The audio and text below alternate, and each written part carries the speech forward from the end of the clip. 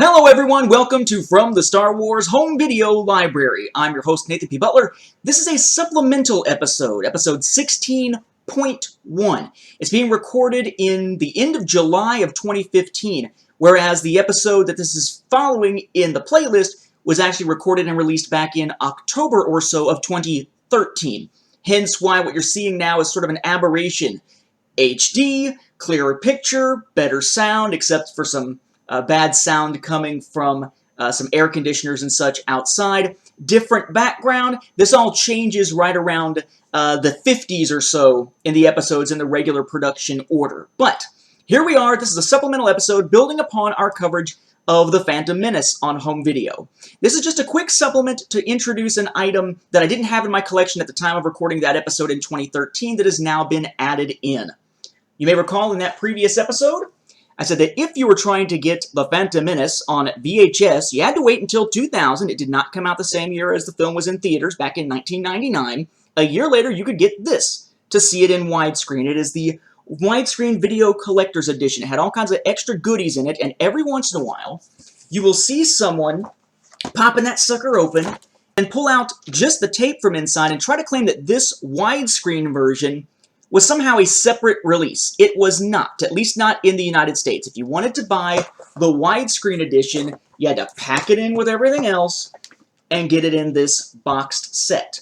However, if you're just looking for the film in full screen, you could buy it in the full screen release. It's not labeled as full screen. We're not quite to that era yet where that's needed. Only widescreen tended to get special treatment label-wise when it came to VHS, but you find kind of a simple front, back, and a tape with our regular lettering and coloration and everything here. Exactly what we saw back in episode number 16 of the show here.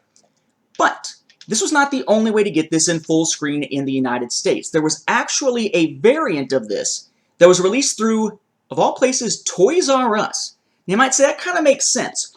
This was a Star Wars film that gets a lot of flack because it does kind of go into childish humor. Stepping in poop.